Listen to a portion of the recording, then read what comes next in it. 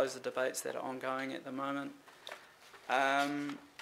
There's certainly room for further development of the forward-looking components. We can use the model to test future feasibility if we can tell it what we think the prices and costs and things will be. That obviously loads up onto the person who's making that assumption to get that right.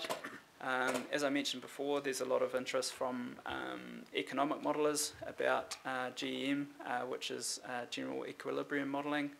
And there's a whole range of spatio-economic models as well. Alonzo Mills is one that you might have seen before, which could calculate rates of inflation dynamically. That is, if we have an oversupply in 1 year, will that lead to a price decline, a slowdown in supply, that kind of thing. So at the moment, we're basically applying long-run averages at this stage. You'll probably hear or have heard about the new National Policy Statement on Urban Development, which is underway. That's all about development capacity. There's very strong interest from MB and MFE in this model, what it does, what it can tell them, and whether something of this ilk would be rolled out nationally or not.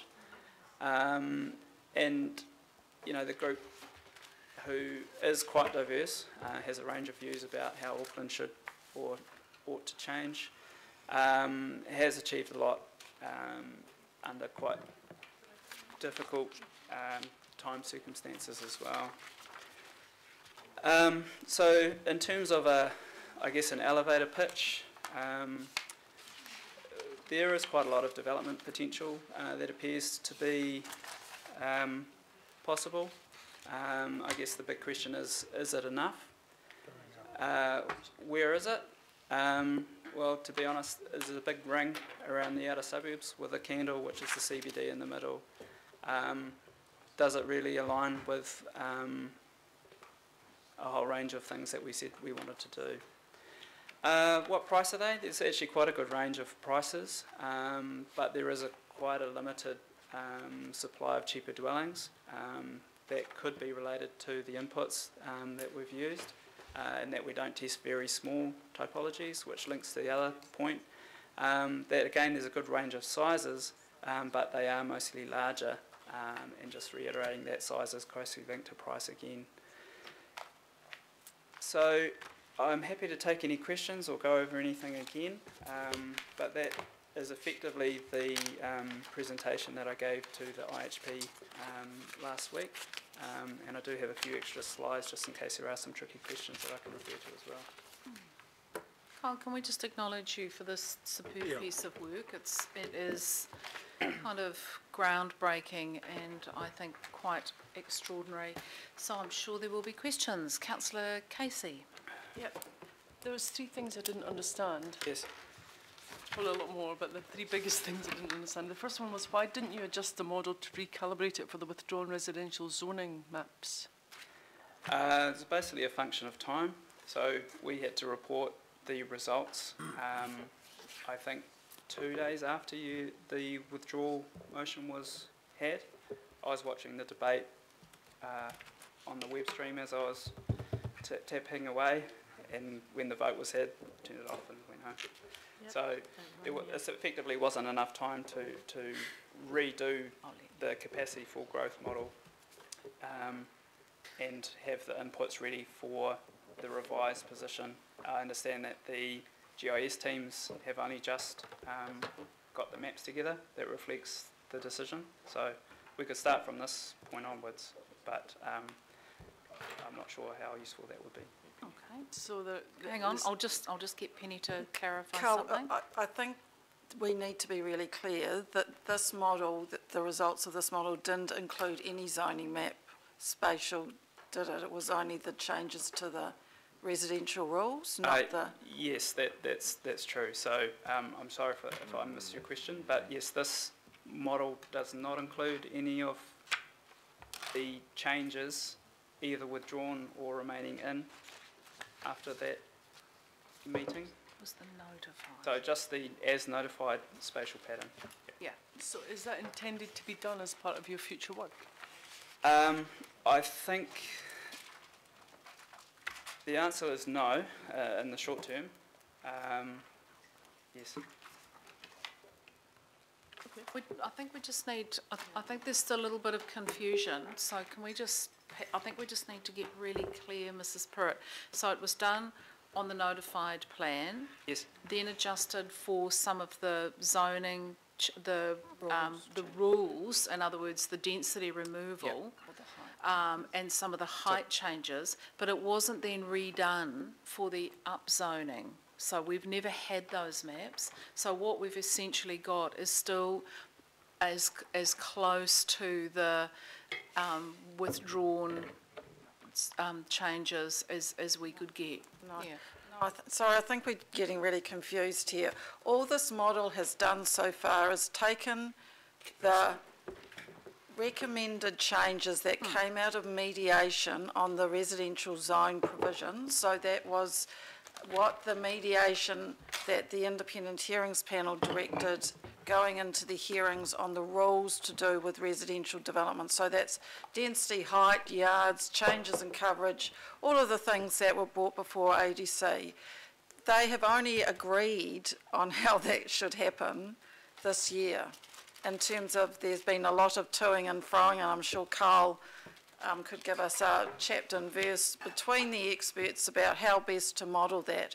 So when Carl says he was busy tapping away while this committee was making decisions, so the governing body was making decisions about withdrawing the out-of-scope zoning changes, he was still tapping away on the model that was dealing with the changes to the rules.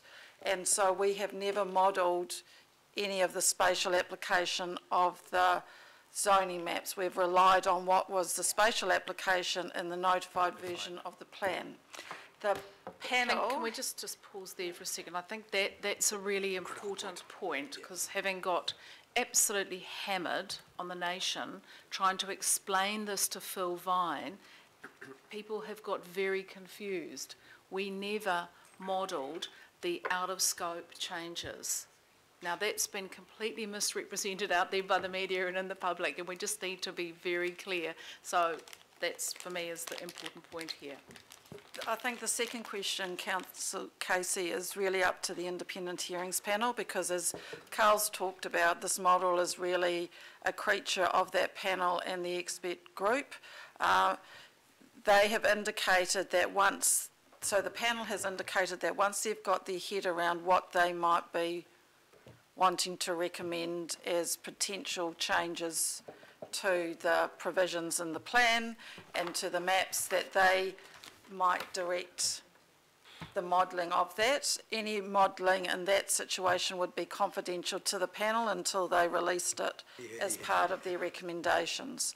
But that request has not been made yet by the panel, so we're not doing any of that modelling of the zoning maps at this time. Thanks for that answer. Number 3. My second, I've got 2 other questions. I'm just a wee bit confused about the position of Housing New Zealand sites being not included and then included, and also the status of the SHAs, given that some of them haven't even been signed off by the Minister yet. Yeah, so beg your pardon. The SHAs we have identified in the data that we're testing up to tranche 4. I think it's considerably more advanced than that. Housing New Zealand. Oh yeah, so 2 questions, SHAs and Housing New Zealand, is that true? Sorry, just on tranche 4, but we're up to tranche 10. That's right. So the point is that the model tests them as if the SHA doesn't exist. They're treated in the model as if they're not special.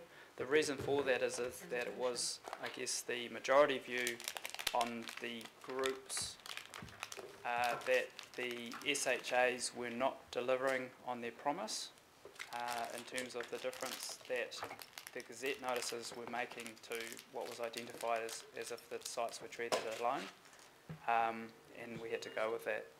In terms of Housing New Zealand land, we have identified the land that Housing New Zealand have included in their submissions, and we exclude the results from that, from our model for those sites, and replace them with what they have told us they will do with them. So it's a little bit inconsistent, but that was the view of the group. I'm still a wee bit confused. I might come back to you. Sorry, I missed that. I'm still a wee bit confused. I might come back to you. On which one, Kathy? Or both? Well, the special housing areas. So, I don't understand. So let me try and explain Are you saying it. that they're not delivering their promises? So when they've been left out? So no. So when they gazette it, remember you go through that whole thing, and it might deliver 100 units, and that's how they gazette it. What the panel, and that is simply the mix of the people on the panel. What their view is that isn't necessarily what happens. We might have a different view, but that's their view. That isn't necessarily what happens, and they think it would play out differently, and so they might decide that in terms of how they see development, it may only deliver 80, or it might deliver 120. So they applied the model and the criteria that they use and the assumptions to the SHA land based on that, not based on what the developer might have said in terms of it being gazetted.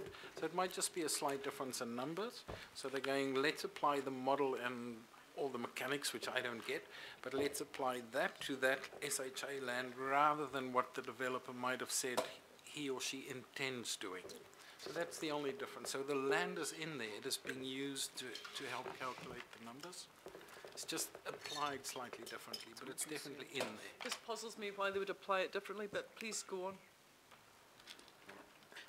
The Housing New Zealand land, when they run the model and all its machinations, they don't include the Housing New Zealand, the physical land, so they just take that out of the calculation, because there's a calculation that comes from Housing New Zealand, and I just have to around 19. So Housing New Zealand says they, on their land, they will deliver around 19,000 based on the rules that they are, around 19,000. So they take that land out of the model so that the model doesn't go into all kinds of calculations. But once the model is done, they then add the 19 back again.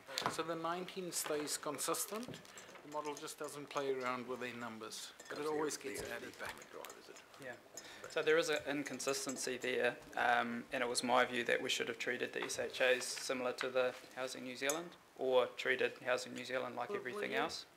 And that is something that we could do as well, identify all the SHAs, say the model says collectively these deliver, I don't know, 10,000 dwellings, but the SHAs all gazetted together say it's 23,000, so we were 13,000 short or something like that.